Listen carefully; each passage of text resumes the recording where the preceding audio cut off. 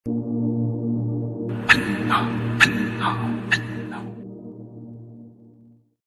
رب العزت اپنے لطف و کرم سے اپنے بندوں کے اعمال چاہے مجاہدے پر مشتمل ہوں یا بندوں کا عمل چھوٹا سے چھوٹا کیوں نہ ہو، اللہ بہت بلند ہیں، پھر بھی اپنی شان رحمت سے بندوں کے چھوٹے عمل کو بھی قبول کرتا ہے۔ بلکہ اس کی شان رحمت یہ ہے کہ مومن بندہ کلمہ پڑھنے والا اگر عمل کرتا ہے اس پر بھی اجر و ثواب ہے، بلکہ اس سے زیادہ شان کریمی یہ ہے، شان رحمت یہ ہے، ہم کمزوروں پر لطف و کرم یہ ہے کہ بندے کے عمل کے ساتھ ساتھ مومن کے دل کے جو اچھے جذبات ہیں، جو حسین جذبات ہیں، جو پاکیزہ جذبات اور ارادے ہیں، اللہ رب العزت اپنے فضل و کرم سے مومن کے دل کے اچھے جذبات، اچھے ارادے، اچھی نیتیں، اس پر بھی اللہ اجر و ثواب عطا کر دیتا ہے۔ یہ کتنا بڑا کرم ہوا کہ مومن بندے نے اپنے دل میں اپنے جذبات کو بہتر بنا لیا، خیالات کو پاکیزہ بنا لیا، ارادے اس کے بہتر سے بہتر ہونے لگے، تو اللہ رب العزت بندوں کے حسن نیت، بندوں کے حسین جذبات،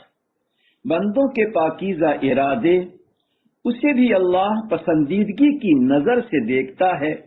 اور اس پر بھی اجر و ثواب عطا کرتا ہے۔ اگر اللہ کے اس نظام پہ ہم آپ غور کریں تو یقین جانیں کہ یہ کہنے، اس اقرار و اعتراف پر ہم پوری زندگی سر بسجود رہیں تو اللہ کے اس عنایت پر ہم شکر ادا نہیں کر سکتے کہ تہجد کے پڑھنے پہ ثواب ملا، تلاوت کے کرنے پر ثواب ملا، نماز و نفل پڑھنے پر ثواب ملا، حج عمرہ کرنے پر ثواب ملا۔ یہ تو کچھ نہ کچھ محنت کرنی پڑی، لیکن فضل و کرم کی انتہا یہ ہے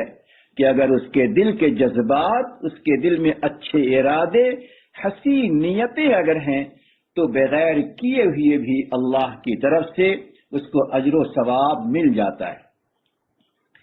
یہ کتنا سستا سودا ہے، یہ کتنا آسان طریقہ ہے اجر و ثواب کے پانے کا،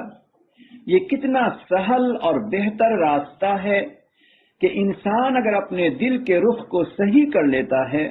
اس کے دل میں ہمیشہ اچھے ارادے ہوتے رہتے ہیں،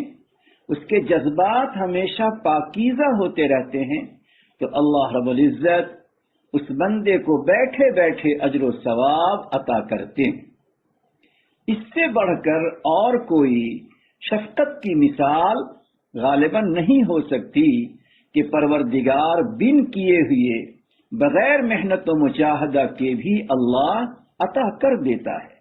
جو رب کریم اتنا کرم کرنے پر آتا ہو کہ میرے بندے تیرے دل کا رخ اگر صحیح ہو گیا، اب اگر تم اپنے دل کے رخ کو صحیح کر لو، جذبات دل کو درست کر لو، دل کو اچھی نیتوں سے لبریز کر لو، بھر لو، تو اللہ تجھے ان نیتوں پر بھی اجر و ثواب عطا کرے گا۔ اسی بنیاد پر نبی اکرم صلی اللہ علیہ وسلم نے ارشاد فرمایا، النیت خیر من عملہ، اے میرے بندے تیری نیت تیرے عمل سے بہتر ہے۔ اگر تو کسی وجہ سے کوئی عمل نہیں کر سکا، محنت نہیں کر سکا، مجاہدہ نہیں کر سکا، تہجد نہیں پڑھ سکا، نفل روزے نہیں رکھ سکا، اللہ کے راہ میں نہیں نکل سکا، لیکن تیرے جذبات ہیں، تیرے ارادے ہیں، تیرے عزائم ہیں، تیری پکی نیت ہے کہ اگر موقع ملتا، قدرت ہوتی، سہولت ہوتی تو میں اچھے اچھے کام ضرور کر لیتا، تو اللہ نہ کرنے پر بھی انسان کو اجر و ثواب عطا کرتا ہے۔ یہ پروردگار کی بہت ہی عجیب صورتحال ہے۔ پھر اس کے بعد آپ دیکھیں کہ اللہ رب العزت کی شان یہ ہے کہ جب دل کا رخ صحیح ہوتا ہے اور دل میں اچھے جذبات رہتے ہیں، دل کے خیالات پاکیزہ ہوتے ہیں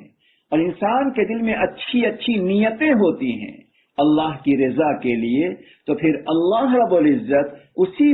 پاکیزہ نیت کو ذریعہ بنا دیتے ہیں اچھے اعمال کا، پاکیزہ نیت کو ذریعہ بنا دیتے ہیں دوسرے عمل خیر کے کرنے کا۔ گویا اسی پاکیزہ نیت کے ذریعے انسان کو دوسرے اعمال کی توفیق مل جاتی ہے اور دوسرے بڑے بڑے عمل کا کرنا اس کے واسطے آسان ہو جاتا ہے۔ چنانچہ اللہ رب العزت نے قرآن کریم میں ارشاد فرمایا، ان یریدا اصلاحا یوفق اللہ بینہما، اگر انسان اصلاح کا ارادہ کرتا ہے، اصلاح کا ارادہ کرتا ہے، مصالحت کا ارادہ کرتا ہے، میل جول کرنے کا ارادہ کرتا ہے اور آپس کے رنجش کو ختم کرنے کا ارادہ کرتا ہے، ارادہ کا تعلق انسان کے دل سے ہے، نیتوں سے ہے، تو یہاں پر بندہ ایک ارادہ خیر کرتا ہے، اس ارادہ خیر کا نتیجہ، اس ارادہ خیر کا فائدہ، اس کا صلہ،